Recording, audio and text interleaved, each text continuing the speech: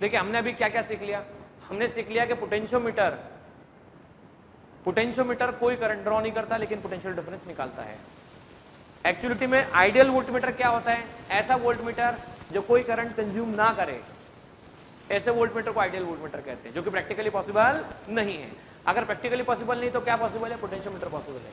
Potentiometer का एक बड़ा सा स्ट्रक्चर होता है, स्ट्रेच्ड वायर पोटेंशियोमीटर होता है, जिसका डायग्राम यहां पर आपकी टेक्स्ट बुक में प्रॉपर तरह से बताया नहीं गया है, पर जब हम आगे चल के और पोटेंशियोमीटर के बारे में सीखेंगे तो हम डेफिनेटली डिस्कस करेंगे। देखिए पोटेंशियोमीटर में एक वायर ए से लेके बी के बीच में रेक्टेंगुलर शेप में इस तरह से अटैच किए जाते हैं। यहां पर एक सोर्स होता है, ईएमएफ ई का एक सोर्स होता है जिसका कनेक्शन किया जाता है ए बी से।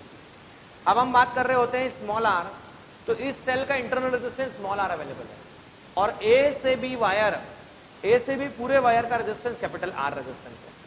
टोटल लेंथ इसकी एल है, मतलब ए से बी तक की बात करें तो वायर की लेंथ एल है। अब हम क्या बोलते हैं, अगर सोचो ए से बी तक रजिस्टर आर कनेक्ट होता, सपोज ध्यान से है ना, ए से बी तक रजिस्टर आर कनेक्ट होता, बाद में आप बात कर रहे होते हैं सेल की, और छोटा सा रेजिस्टेंस सेल का इंटरनल रेजिस्टेंस होता है स्मॉल आर। करंट फ्लो हुआ, अब क्या हुआ, ये दोनों सीरीज कॉम्बिनेशन में, तो R plus small R equal to R equivalent, तो ई इक्वल टू आ गया आपके पास में आई इंटू आर इक्विवेलेंट, तो आई इक्वल टू कितना आ गया? E by R equivalent. तो चेक कीजिए, I equal to E divide by R equivalent मतलब आर प्लस स्मॉल आर। थोड़ा समझने में ध्यान देना बच्चों को। मैं अगर कहता हूं potential difference between point A to B, potential difference between point A to B, तो इसे कहा जा सकता है I into resistance from A to B, I into resistance from A to B. और resistance from A to B को आप क्या लिख सकते हैं? तो आई इंटू कैपिटल आर, और I into capital R, I की वैल्यू बोलो कितनी है? आई है आपके पास E divide by R plus small R into कितना है? Capital R. अच्छा समझना ध्यान से, V A B equal to R upon R plus small R, और ये आपके पास ई है। मैंने दोनों तरफ एल से डिवाइड कर दिया। अच्छा दोनों तरफ एल से डिवाइड किया तो ये आ गया पोटेंशियल ड्रॉप पर unit length, R divide by L, R plus small R, ये हो गया आपके पास मल्टीप्लाई बाय ई। अब थोड़ा ध्यान से देखिए, आर कांस्टेंट, रेजिस्टेंस क्या होगा? कांस्टेंट होगा। वापस से एल क्या है? लेंथ। तो वायर की लेंथ किसी भी एक्सपेरिमेंट में, भाई इस पूरे एक्सपेरिमेंट में मान लो आपने 100 मीटर का वायर लिया, तो पूरे एक्सपेरिमेंट की ड्यूरेशन में वायर का लेंथ कितना होने वाला है? तो 100 मीटर ही होने वाला है।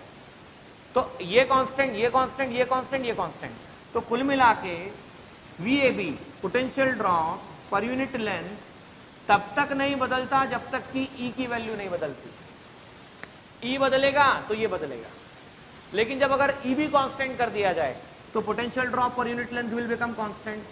और यही प्रिंसिपल होता है पोटेंशियोमीटर का, पोटेंशियल ड्रॉप पर यूनिट लेंथ। और पोटेंशियल ड्रॉप पर यूनिट लेंथ को एक और नाम दिया जाता है स्टूडेंट, भाई पोटेंशियल ड्रॉप पर यूनिट लेंथ का एक और नाम है, उसे कहते हैं पोटेंशियल ग्रेडियंट। क्या कहते हैं स्टूडेंट? Potential gradient.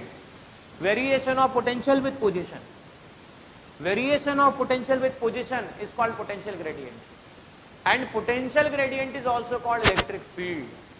तो अल्टीमेटली वो कुछ है नहीं, वो बात हम इलेक्ट्रिक फील्ड की कर रहे हैं कि पूरे वायर पर इलेक्ट्रिक फील्ड कांस्टेंट रहेगा, उसका ड्रॉप कांस्टेंट रहेगा।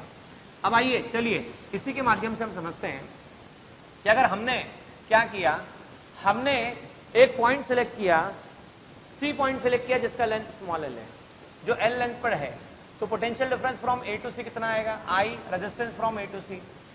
अच्छा रेजिस्टेंस फ्रॉम ए टू सी।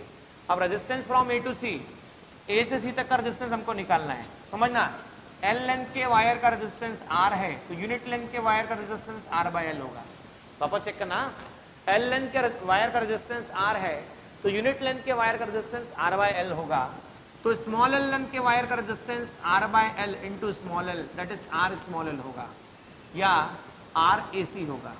तो basically V A C is nothing but I into R upon L into small L. तो V A C upon small L equal to कितना आ गया? I R upon capital L, I R upon capital L. तो इसे ऐसा भी लिखा जाता आई इंटू सिग्मा। सिग्मा को क्या कहते हैं? तो रेजिस्टेंस पर यूनिट लेंथ, रेजिस्टेंस पर यूनिट लेंथ इसे लिखा जाता है, इसे ऐसा भी लिखा जाता है I into L rho L by A. तो L से L कैंसिल हो गया तो आप इसे I रो अपॉन ए भी लिख सकते हैं। तो VAC upon L I into sigma that is I rho upon A, ऐसा भी लिखा जा सकता है। तो पोटेंशियल ड्रॉप पर यूनिट लेंथ, पोटेंशियल ड्रॉप पर यूनिट लेंथ जिसे हम पोटेंशियल ग्रेडियंट कह रहे हैं, ये I इंटू सिग्मा भी होता है, I रो अपॉन ए भी होता है, और इसी को आप लिखते हैं E।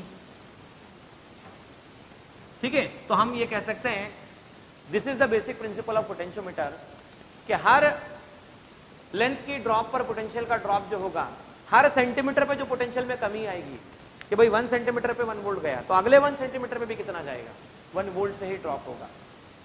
आगे हम इसके एप्लीकेशन देखने वाले हैं कि क्या क्या एप्लीकेशन पोटेंशियोमीटर के होते हैं। तो भाई पोटेंशियोमीटर का सबसे बेसिक एप्लीकेशन जो होता है पोटेंशियल डिफरेंस मेजर करने का।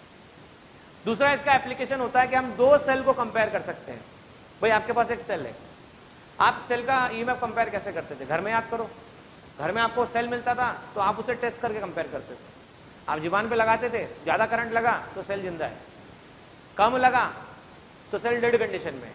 ये हमने घर पे करके देखा है, और आपने नहीं किया होगा तो कोई बात नहीं, लेकिन हम बार बार ऐसा नहीं कर सकते कि बड़ा सेल लाए, टेस्ट किया, उसके बाद में वापस से हमने बताया कि ज्यादा पावरफुल है। तो हम क्या करेंगे, तो हम पोटेंशियोमीटर की मदद से दो सेल का ईएमएफ कंपेयर करेंगे। और सेल का ईएमएफ कंपेयर करने की भी दो मेथड है, एक है डायरेक्ट मेथड और एक है सम एंड डिफरेंस मेथड। हम पोटेंशियोमीटर की मदद से इंटरनल रेजिस्टेंस भी डिटरमाइन करेंगे। भाई आपके पास एक सेल है, सेल के अंदर का रेजिस्टेंस क्या है, इंटरनल रेजिस्टेंस क्या है, अंदर वाला जो मटेरियल है उसका रेजिस्टेंस क्या है, वो कहां से डिटरमाइन करोगे, तो वो भी पोटेंशियोमीटर की मदद से डिटरमाइन करोगे। तो पोटेंशियोमीटर देखा जाए तो एक सेंसर की तरह काम कर सकता है, एक वोल्टेज डिवाइडर की तरह काम कर सकता है, एक ऑटोमेटिक वोल्टेज डिवाइडर की तरह काम कर सकता है, जो हम नेक्स्ट लेक्चर में डेफिनेटली सीखेंगे।